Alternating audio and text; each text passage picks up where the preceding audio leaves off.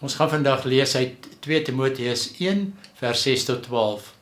Ek herinner julle daaraan om die genadegawe van God, wat in julle is, opnuut aan te vuur.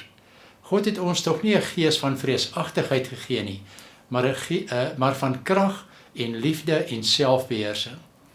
Moet julle dus nie skaam vir die getuienis van ons Here nie, maar dra julle deel van die lyding vir die evangelie deur middel van die krag van God. Hy het ons verlos en geroep met 'n heilige roeping, nie op grond van ons dade nie, maar op grond van sy eie besluit en genade.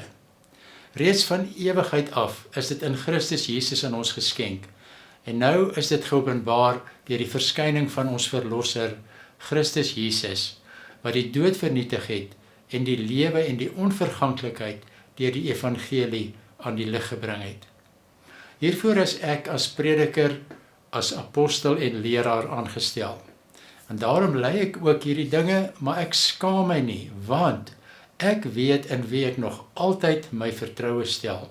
En ek is oortuig dat hy magtig is om die pand wat aan my toevertrou is, tot op daardie dag te bewaar. Vriende, dit lyk vir my in die lewe gaan dit nie oor wat moet ek doen nie, maar wie is ek? Ek het in my lewe baie preke gehoor en natuurlik ook self gelewer. En so baie daarvan het ek gehoor, moenie dit doen nie, doen eerder dat. Baie sedepreke, mooi boodskappe.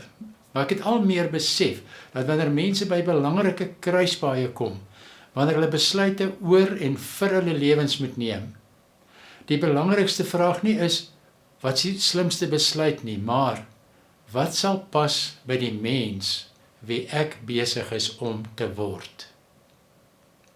Dit beteken dit gaan oor jou en my identiteit, wie ons is. 'n Disipel van Jesus neem nie net goeie besluite nie, 'n disipel word 'n sekere soort mens. En daarom is sekere dinge ononderhandelbaar. Nie omdat die dominee so gesê het nie, maar omdat dit is wie ek is in Christus. 'n tweede punt is ek praktiese beelde moet aandink om ons te help. Ek het gedink aan woorde wat my kan help om te verduidelik wat identiteit beteken. Dit is woorde soos, wat is jou diepste dryfveer in jou lewe? Of Bybelse beelde, 'n boom met diep wortels, Psalm 1, 'n huis op die rots gebou, Matteus 7, 'n wedloop met oë gefestig op Jesus, Hebreërs 12, of dalk maar sommer net 'n burger van God se koninkryk. Maar ek het gekies vir Paulus se woorde in 2 Timoteus 1 vers 12. Ek weet in wie ek glo. Ek weet op wie ek vertrou. En ek koppel daaraan die beeld van 'n kompas en die begrip ware noord. Die kompasbeeld se voordeel is miskien dat dit sê dat jy nie elke dag hoef uit te vind waarin jy op pad is nie. Jou keuse word bepaal deur 'n vaste verwysingspunt buite jouself. Vir die Christen is daardie ware noord nie bloot 'n stel waardes of 'n innerlike gevoel nie, dit is Jesus Christus self en sy koninkryk. Hy is die een na wie ons lewe voortdurend moet wys. Ons weet in wie ons glo. 'n Kompas wys altyd noord. Hy hoef nie elke dag weer te besluit waar noord lê nie. Net so behoort disippels 'n innerlike kompas te hê wat vir ons wys in watter rigting ons moet groei. En elke keuse wat ons maak, wanneer byvoorbeeld die wêreld en mense druk op ons uitoefen, of wanneer geld ons lok, of wanneer sukses vir ons wink, dan help dit ons om in die regte rigting te groei. Elke verkeerde keuse laat ons in ander rigtings draai. So hierdie beeld van ware noord laat ons besef, ons hoef nie elke keer van vooraf te besluit wie ons is nie. Ons weet reeds wie ons is. Die kern is, dit gaan oor identiteit wat integriteit voortbring. So my en jou identiteit en daaruit vloeiend ons integriteit is wanneer ons lewe van buite wys wat ons lankal reeds binne besluit het. Daarom wil ek daarin sê, groot besluite word lank reeds voor die tyd geneem.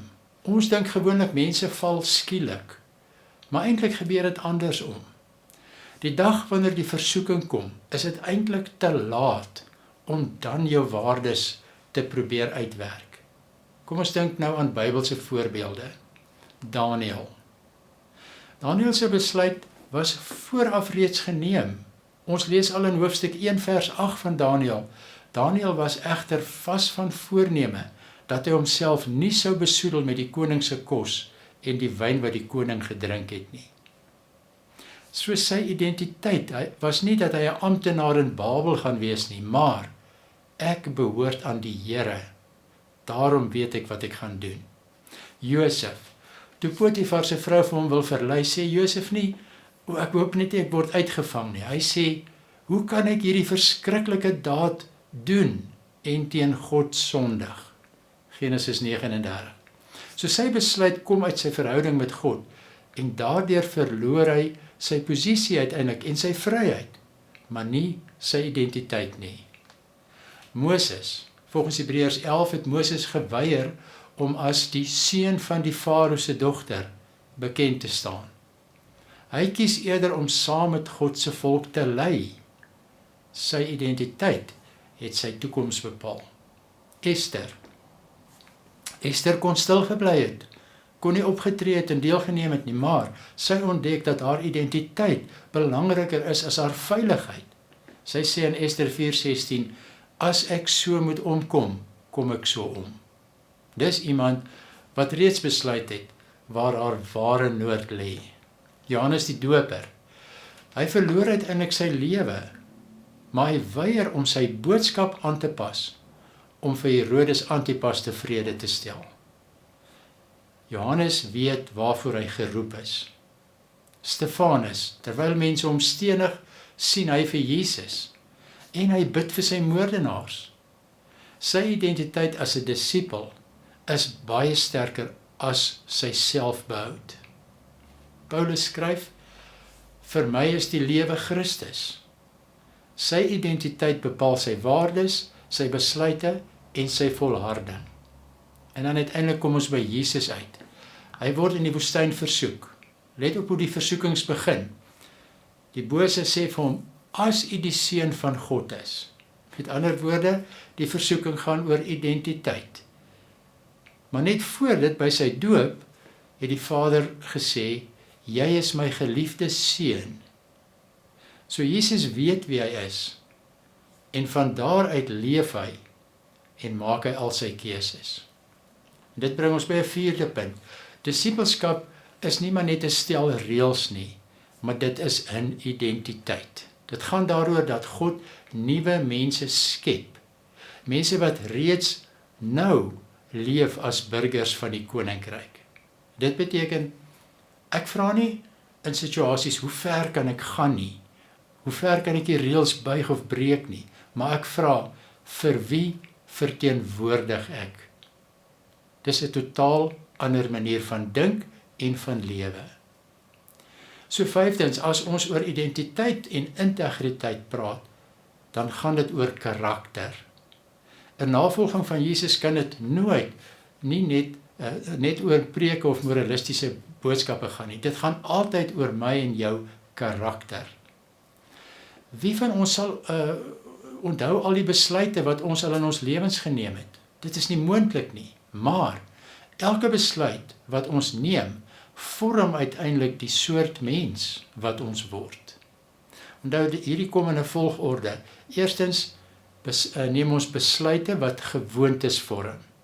Dan hierdie gewoontes vorm ons karakter.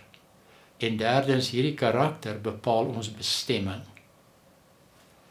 So 'n sesde punt, sommer maar net my persoonlike getuienis. As ek terugkyk oor my lewe, is daar baie dinge wat ek anders sou doen. Ek het goeie besluite geneem, maar ek het ook slegte besluite geneem. Maar een ding waaroor ek dankbaar is dat ek vroeg besluit het wie se disipel ek wil wees. In die jaar 2000 het ek vir 'n kort periode, so 5 jaar, die bediening verlaat en 'n klein besigheid begin. Ek was maar baie onseker oor wat sou gebeur met my verhouding met God. Want ek het baie gewonder hoe dit sou wees om 'n gewone Christen te wees. Met ander woorde, nie 'n dominee nie. En toe het 'n vriendin vir my 'n klip gegee, iets wat op my lesenaar gebruik kon word om te keer dat papiere nie wegwaai nie. En hier op die klip staan, "The man who walks with God always gets to his destination." Dit was uiteindelik vir my 5 jaar waarin ek goeie lewenslesse en veral geloofslesse geleer het. Die grootste les, ek het ontdek dat dit die moeite werd is om aan Christus vas te hou, om my vertroue in hom te plaas. 'n 7de punt, wat is die deurlopende draad in hierdie boodskap vandag? Nie wat is jou droom of wat wil jy bereik nie, maar dit is, wie is jy wanneer mense na jou gedrag kyk, maar veral ook wanneer niemand kyk nie. Want daar, wanneer niemand kyk nie, sien ons die ware disippels. Ware disippelskap begin altyd by die identiteitsvraag, wie is ek? En die antwoord daarop bepaal wat ek en jy volgende gaan doen. Met ander woorde, jy kan nie anders optree nie, want jy is wie jy is. Die belangrikste besluit wat jy ooit neem, is nie die besluit wat jy onder druk neem nie. Dit is die besluit wat jy lank voordat die druk gekom het, alreeds geneem het. Toe jy gesê het, wie is ek? Ek hoop jy kan sien hoe uiters belangrik dit is om te weet wie jy werklik is.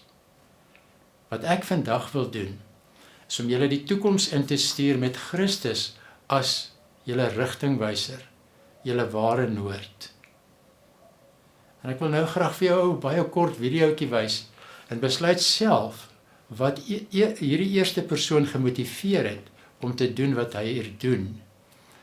Het hy 'n skare probeer beïndruk of het hy iets gedoen omdat hy in sy hart geroer was en besluit het en besef het, ek kan nie anders nie.